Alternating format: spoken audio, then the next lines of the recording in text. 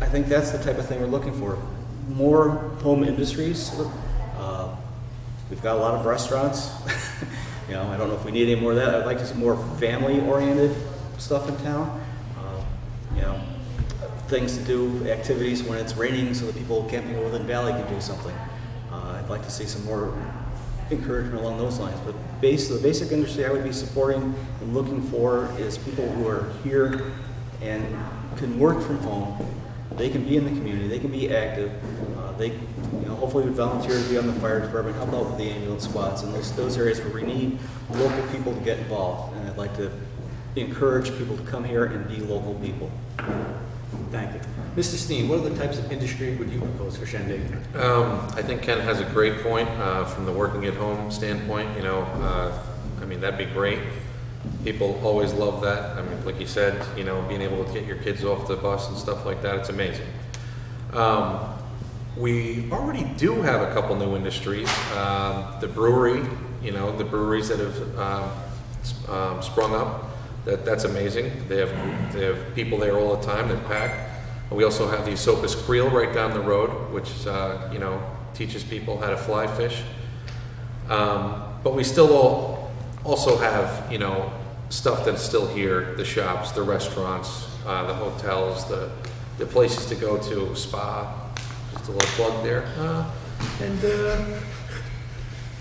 You know, new thing also is the farm to table restaurants. I think that's a new thing coming up. It's going to be exciting to see. Thank you, Mr. Steen. Mr. Stanley, same question. I'm going to agree with both these gentlemen. Really would like to see more telecommuting being possible for people to live and stay here.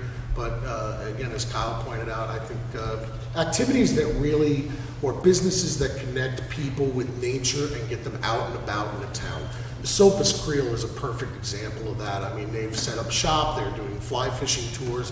I know Mark Lodi does fly fishing tours. There's a number of guides throughout the town that help people get out and about. They want to stay here. These are people that are staying in our hotels and our short-term rentals. And they're reconnecting with nature, and that's what people want to do. We recently at the zoning board meeting had approved for the new restaurant, as Kyle was leading to, called the Vale Restaurant, which I think is a brilliant idea. These are ladies that are going to set up a restaurant where they're going to have a farm on the grounds where you can go and pick your own vegetables, bring them in, and they're going to cook them for you while you wait and have a little social gathering within their restaurant. These are the kind of activities we need to promote, businesses we need to promote. It's beneficial for our economy, it's beneficial for people wanting to survive here, and it really makes an appealing destination for people to want to come to and get an experience. That's what people want. They want an experience. They want off their phones and off their tablets. They want to experience something. So. Thank you, Mr. Stanley. I'm going to start with Mr. Steen on this one. Do you believe New York City has too much control over our land use practices and our economy? If so, what will you do to rein them in? Well, I mean, anybody that has control over our properties, you know, other than us, isn't really a great thing. But we need to have continue to have a good relationship with the DEP. We need their financial support, especially at a town level. We need their flood mitigation. And, you know, they do funding for different things. For example, like anchoring fuel tanks and, you know, when there's a flood, so people can still have heat and hot water and stuff like that when we have floods. And I think it's different than it was, let's say, 10 years ago. I think we just really need to continue with a good relationship with the DEP. Thank you, Mr. Steen. Mr. Stanley, same question? Yeah, I'm going to say it's kind of a loaded question because you follow up with the phrase of reining them in.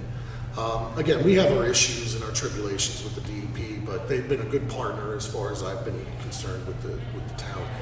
Ever since we've had the flooding issues in 2010, they really went to bat for us against the DEC, who controls the streams, to try and get these flood resiliency projects moving forward and moving ahead. They've also provided a lot of funding for this. We also instituted a no solicitation rule, which is unique in the Catskill watershed. In other communities, the DEP can directly go up to landowners and try to purchase property, but since I've been supervisor, we negotiated a deal where they're not allowed to solicit the property directly from a landowner any longer. Because we are so publicly owned, they recognize that we've got a lot of protections already built in within the town of Shandaken. So I have to say that they really have been a good partner in working with us. We do have issues from time to time, but again, it's a civil discourse, and we agree to disagree on certain issues. But at the same time, as Kyle was pointing out, they are providing funding. Right now, they have funding available to help people elevate their homes, anchor their fuel tanks. They helped us with going to bat for this project upcoming on the Mount Tremper Bridge, which is going to provide a lot of resiliency for about 40 homes once they elevate and purchase out some of the properties. So there are opportunities, you just need to find them and you need to weave your way through it, and I feel that we're working well with the DEP currently. Thank you, Mr. Stanley. Mr. Booth, how do you feel? Well, like most people in Shandaken, I think you've had your good and bad experiences with the DEP. I know once I was fixing a leak on my barn roof and they stopped by and wanted to see my building permit, which you don't need, by the way. And I know on ambulance calls in the middle of the night, I've gone out when there's no sheriff around or our Shandaken police are not staffed. The DEP cops have been there to give me support as an EMT. So there's good and bad, and I think that currently Rob has a very good working relationship with them, and I think we can, if we continue on that, we'll be all right. Thank you, Mr. Booth. We're going to start with Mr. Stanley for this next question. As has been referenced previously in the night, local fire and EMS departments struggle to find volunteers. How might you address this issue? Get more volunteers. How? So again, it's really been a struggle. It's something that our EMS and fire departments have been struggling with for a number of years. It's just basically decline, one, in population, long-term homeowners, aging population, if you will. These are things that are detracting from our fire departments and the volunteerism within the community. Even, appreciate second homeowners that are purchasing homes, but they generally do not volunteer within the EMS or the fire departments. And if they do, they're not here sometimes for the calls that go out. I'd like to see us build some kind of incentive where we can provide either some kind of tax abatement or some other opportunity for them as a homeowner or as somebody that rents to one of them to abate their costs so that it warrants them and makes them want to be part of the community more. I'm just going to say that generally across the board, volunteerism is down on every level. We appreciate everything that our fire and EMS and police do for us, but there are community groups that are losing volunteers by the day, be it arts organizations, fundraising, church groups, all these things. They're losing their volunteers because people just don't want to participate, and we need to find a way to break that. We need to find a way to put people and get their hearts back into their community and really keep it here. Mr. Booth, same question. As I said, it's a problem. I know that we're living it now on the ambulance. I know that we have lots of issues staffing because we don't have the people, and we do get paid. And there are times when our staff has to do double time and extra time just to man an ambulance to come if you need it. Our pay scales are not up there. A hunter pays $2 and something more than we pay, and you can make more in Kingston than you can here. And I don't know what the solution for that really is, because without the families here to support it, and without the people without families here, and the people who are there in the families to hopefully support being on the volunteer squad and coming out when there is a fire and getting trained and coming out and volunteering for things, we're in tough shape. And I think it goes back to my point of trying to get families here to be part of the community and encourage that type of thing going on. Thank you. Mr. Steen, same question. Something that recently came to my attention that there's a tax break for volunteer fire department members, either property or income tax. Income? Okay, thank you. Both? It's either, Either or. Anyways. you get to pick one or the other. Right, that's what I was trying to say there. Or income tax. Anyway, I wasn't aware of this, and I'm sure a lot of other people aren't as well. I think once you start getting that information out there, maybe to some of our younger generation, I think we can start reeling people in. Again, I know I keep saying social media and word of mouth, but those two things, I mean, it's not just the younger generation that's using social media these days, and word of mouth has always been the best part of advertising. So if we can advertise that, I think that'll be monumental in this. And I think we have to stress to these people that you can actually make a difference and save people's lives and save property around the town. It's not just having meetings at a firehouse. It's its own community, and I think I know a few people that do it, and they're really involved in it, and they're really psyched up about it. And we got to get other people psyched up about it too. Thank you, Mr. Steen. I'd like to address this question first to Mr. Booth. Mr. Booth, would you advocate for increased spending on parks, historic assets like the Shandaken Museum, both community libraries and community events that bolster the quality of life? If so, how would you balance those needs with the need to control taxes? Well, that's kind of the perennial issue of any town board members, to balance the needs of something like the museums with the taxes.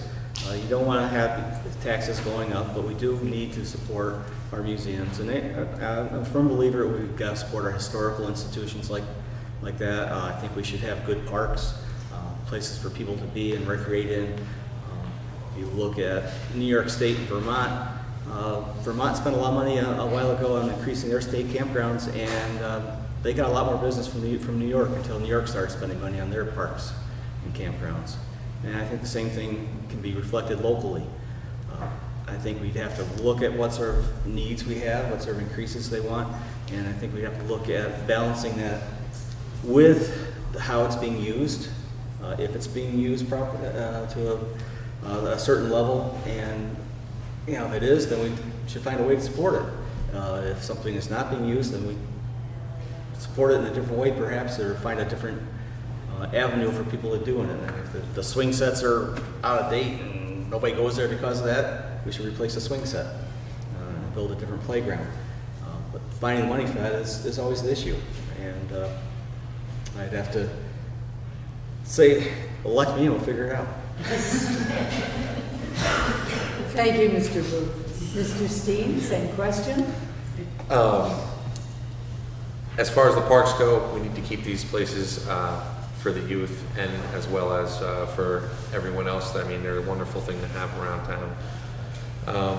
And as far as the museum, we need to keep the history of our great town alive. We really do. I don't know if people realize what kind of history we actually have here. But that doesn't need to necessarily come from the taxpayers' money. Grants are available from various organizations that would love to help in those areas. Also fundraisers. I know a group of people that would absolutely love to put fundraisers on, and I just think as a community, if you present this to the right people, we don't have to spend taxpayers' money on this. We can get it done locally and for ourselves. Thank you, Mr. Steen. And Mr. Stanley, what's your feeling? Yes, I'm going to say absolutely we need to advocate for these areas. These areas are integral to the quality of life as well as tied in generally with our economic centers. Many of our parks are tied into our main streets or commercial centers. Our town museum and the Empire State Railway Museum are integral to Phoenicia and Pine Hill. The libraries as well, the community centers. I mean, these are things that make a community a community. As far as the funding goes, I have to say that I'm quite proud that I've applied several times and been awarded for the town several smart growth grants, which we've made several improvements to the parks. And I have to thank my mom and dad for making that part of me and who I am, like investing in the park and making sure that kids have a place to go and play safely and where folks can go and watch them. Again, we've created the dog park in Shandaken with Christie's help. We've added playground equipment throughout the town, and we still have more equipment that's coming this year. We have new signage that's coming to help promote not only the park itself, but other parks to show people where they can go and do other activities if they don't like the activities at that park. I'd like to see more of this going on. Again, furthermore, I'd really like us to look at getting Wi-Fi service within our public parks so that people, if they want to stay connected on their devices, they can go with their kids and they can maybe even telecommute while their kids are playing on the swing set for a while. Thank you. We are coming down to the wire here. We have just a couple more questions. This next one comes from our audience. What plans do you have to address the lack of cell signal in our area? It is a very sad state of affairs when our emergency responders have to slow down in front of the homes of our residents who have Verizon network extenders while en route to a hospital to call or transmit data to the hospital. Mr. Steen, you're first. We definitely need cell service for multiple reasons. I'm not sure, I don't have the personal knowledge of how to get this done, but I'm looking into it, and I think it's one of the greatest things we need around here for emergency purposes, for job purposes. I mean, everything. I think Ken touched on it before in the EMS field. It's a major thing. We need it. I mean, there's places in the desert that they can get cell service, and we can't get it here. You know what I mean? I mean, it just needs to happen. It's almost 2020. It's about time. Thank you, Mr. Steen. Mr. Stanley, same question. Yeah, I agree. And we've worked hard. Again, we continue to try to ask Verizon, we've asked AT&T, a number of networks to join us, one, on our cell tower that exists in Glenbrook Park. Happily, AT&T responded immediately after Irene when they came to our emergency response building and was ready to jump on and followed through and jumped on the tower in Glenbrook. The problem being is that you can't really force a private corporation to do what they don't want to do. Verizon, we've seen them a couple of times here and there. They have talked about doing micro cells, but they didn't move forward with that. I've personally driven other tower manufacturers around town to certain sites and parcels to show them the site and say this might be a viable placement for your tower.